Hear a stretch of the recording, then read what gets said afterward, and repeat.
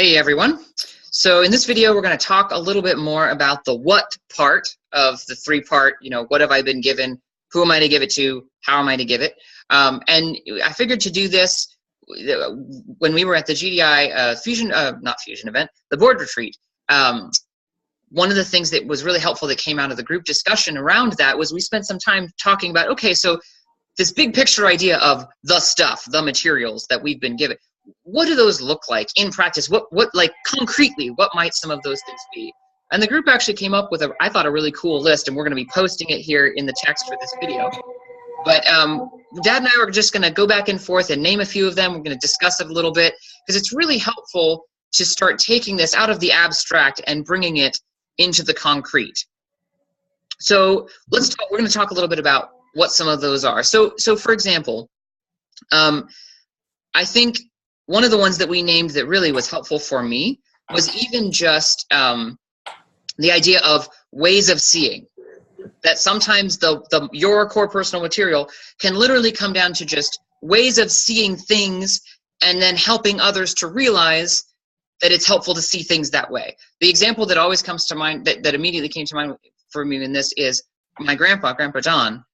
I've always noticed about him that we can all be in a room and I'll be talking with people, we'll be doing stuff. Grandpa will come into a room and he'll notice, two dirty dishes that are over here on a table, or he'll notice that somebody just needed a thing in the room, or even like there's a door with a squeaky hinge. I don't know. He'll notice something. And I was in the room for however long before he got there. He will see it and he'll do something about it.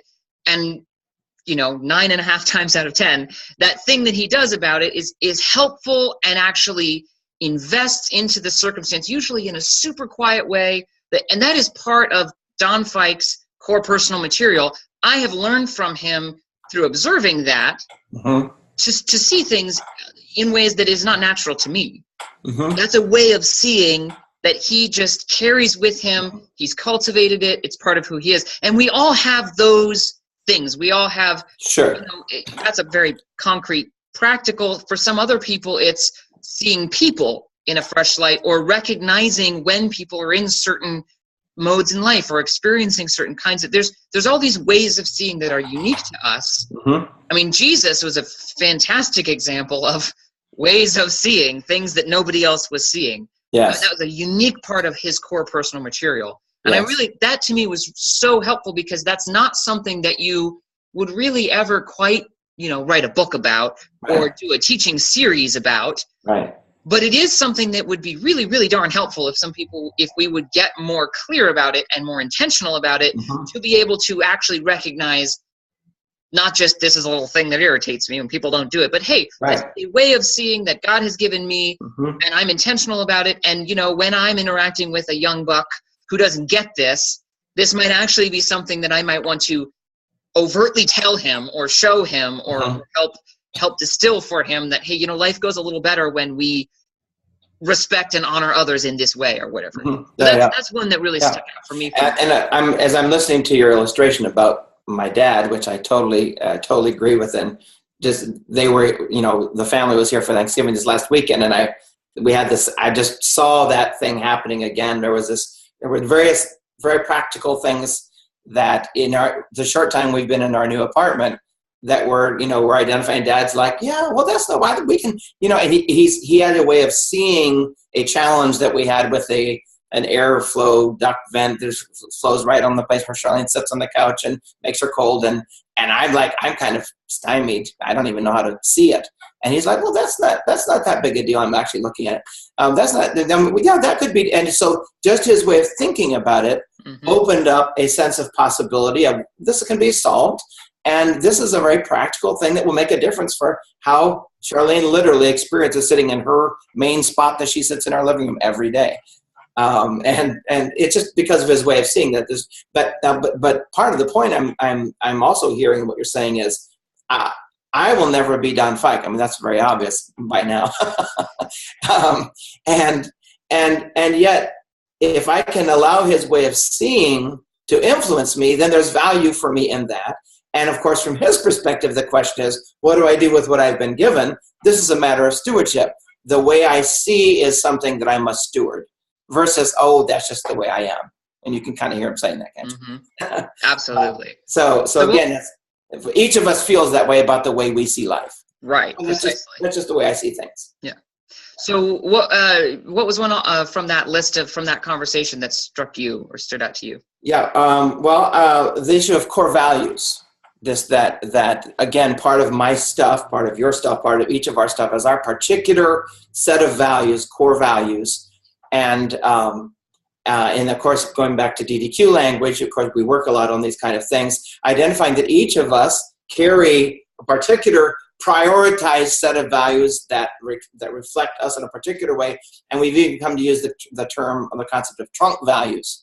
This is like, if you think of a tree with lots of branches, this is kind of a trunk or a core value that's kind of like core to me. My connector value is, for instance, is just like, that's a trunk thing for me. It's about people connections, and it kind of goes into every dimension of what I do. So the whole area of core values, I think, is an area that has a lot of my stuff identification material in it. And I was actually thinking a little bit about going back to the thing about this thing of comparison or not valuing what we carry. We are actually influenced by other people who have values similar to ours that we tend to be drawn to.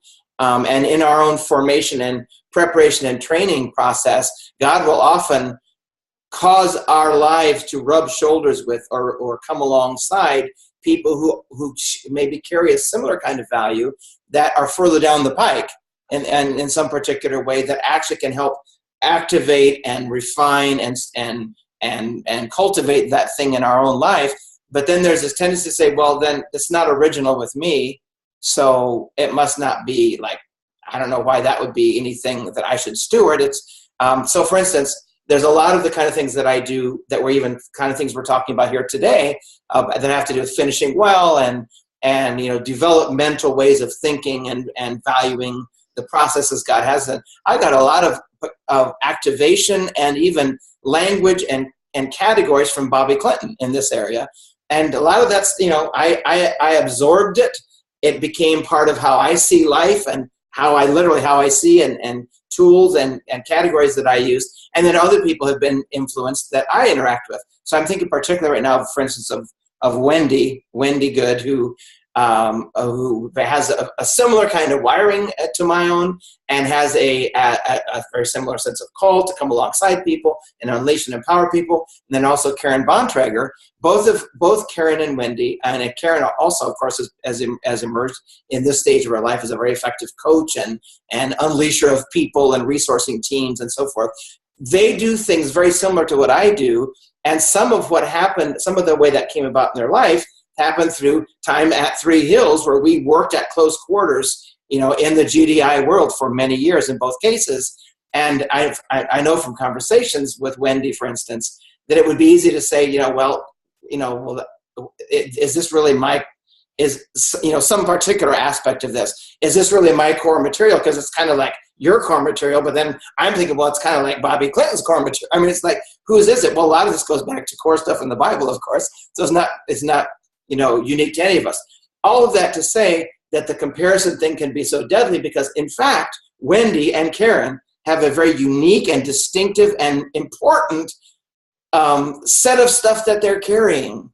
And the fact that it resonates with some of my core values and my life learnings and messages, they're out living their lives now, and it's taking shape and form and being expressed in ways that are unique to them. But there's overlap, but there's also distinctiveness and uniqueness in the way it expresses in their life. And then they take it to another whole level, just like I'm doing some things differently than Bobby Clinton did them with some of the core stuff. So core values, I think, is a big one. And I want to just name the fact that oftentimes our values are shaped and activated in relationship to other people who have similar core values, or that we identify as maybe role models or people that are teachers or whatever.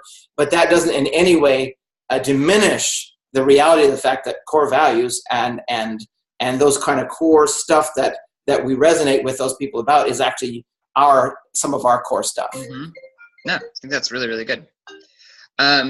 So another one that stood out to me that I thought is really helpful to name. And this, again, gets at the obstacle that you named of the sin of familiarity, sort of being too quick to dismiss the things that are so intrinsic to us that we don't think of them as being significant because they're just part of our whole makeup. Right. Just right. our passions, the things that we are passionate about. Yes. Recognizing that those are unique to us. So, for example, for me, martial arts is something that I love it. I find I'm really passionate about it. I'm really intrigued by it. And that is not the kind of thing that anyone would ever normally include on a core personal material list, partly because it's not even really material. But I'm at a stage in my life, and I know this, I'm not fully to the point where I have figured out all this. So, like, I'm not in my, late 50s, 60s. I'm not in my legacy stage. I don't know where that's going to go exactly. I don't really fully get, but I do know that I'm extremely passionate about it in a way that is different than other hobbies. There's something about that whole arena that I resonate with. And I'm fine with just leaving it at that for now, but recognizing there's a level of passion, there's a level of resonance about that thing. Yes. That I am beginning to actually more intentionally make time for it, make space for it, read about it, think about it, because I'm recognizing that there's a passion thing in there. Yes.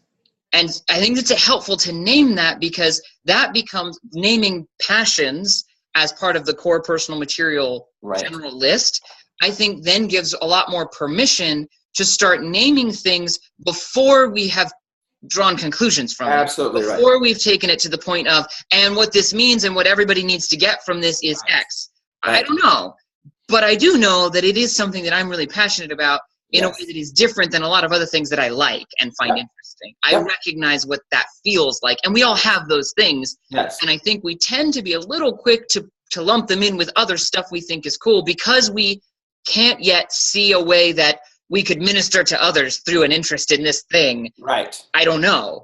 But recognizing it as a intrinsic passion thing, I think is a really helpful metric for starting to think about core personal material distillation. What am I passionate about? What gets me, what stirs me and gets me excited? What makes me angry? What really trips my switch in terms of, like, things I see in the world around me?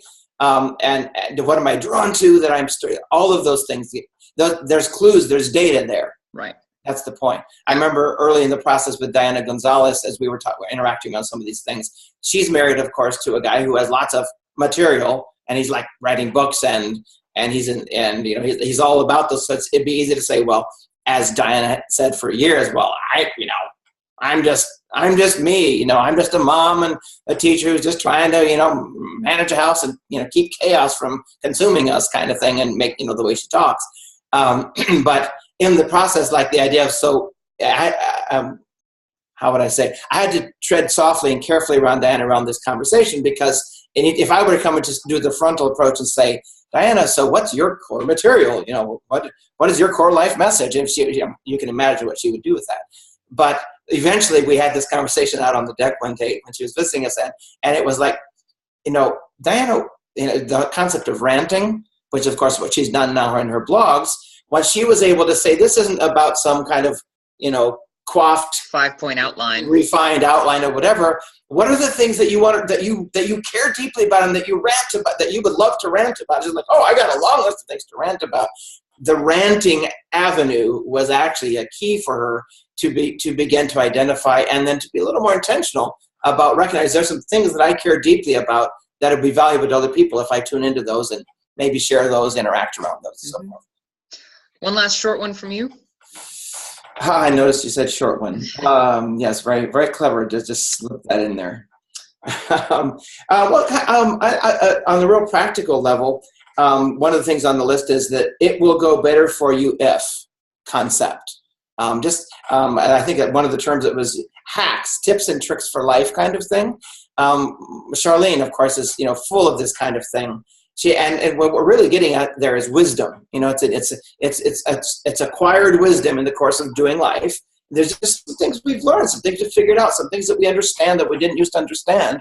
and as Charlene also kind of shifted over from kind of that, I don't have core message material and like you do and whatever. Once she's gotten over that and has kind of shifted into this mode of, okay, so what do I care about? What do I think? She's just identifying, and other people are helping her identify all of this stuff, this wisdom. She carries hacks, life tips and tricks about life will go better for you if, in parenting and in starting businesses and in marriage and in things how to set up a kitchen when you move to. She's like got this big long list of stuff that's literally it's tips and tricks about life that she realizes that she carries, and that would be actually useful to some other people.